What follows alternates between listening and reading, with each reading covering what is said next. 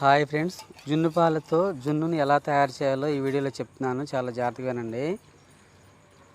జున్ను పాలను ఒక పాత్రలో వేసుకొని తర్వాత బెల్లము ఒక పాత్రలో ముక్కలు కొట్టుకుని బెల్లాన్ని ముక్కలుగా చేసి ఒక పాత్రలో వేసి కొంచెం కరగబెట్టుకుని పాకంలా కరగబెట్టుకుని బెల్లం కరగంగానే ఆ జున్ను పాలలో ఈ బెల్లం పాకంను వడగట్టుకుని చూడండి, బెల్లం పాకంను వడగట్టుకుని ఆ జున్ను పాలల్లో వడగట్టుకుని పోసుకొని మిక్స్ అయ్యేలాగా ఆ పాలును ఆ పాకాన్ని బాగా కలుపుకోవాలి. చూడండి, బాగా కలుపుకోవాలి. ఆ తర్వాత జున్ను పాలు వాతం అనేది లేకుండా మీకు నచ్చినన్ని మిరియాల గింజల్ని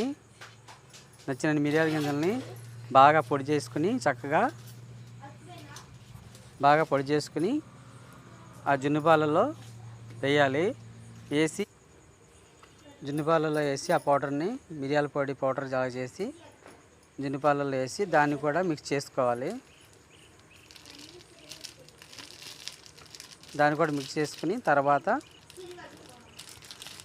ఒక పాత్రలో ఇడ్లీ వేసుకుంటాం కదా, ఆ ఇడ్లీ పాత్రలో కొంచెం వాటర్ పోసుకుని ఈ జున్ను పాలు పాత్రని ఆ ఇడ్లీ పాత్రలో పెట్టి ఒక హాఫ్ అన్ అవర్ అంటే అరగంట నుంచి 30 గంట వరకు ఉంచితే జున్ను రెడీ అయిపోతుంది.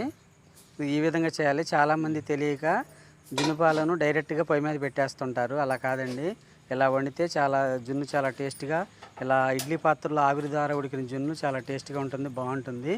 డైరెక్ట్గా పాలు పెట్టి వండేది జున్ను అడుగంటడం అలా జరుగుతుంది. అలా కాకుండా ఇలా వండితే చాలా బాగుంటుంది. ఈ వీడియో నచ్చితే లైక్ చేయండి. నా ఛానల్ని సబ్స్క్రైబ్ చేసుకోండి. మరిన్ని అనేక వీడియోస్ చూడండి, కామెంట్ చేయండి.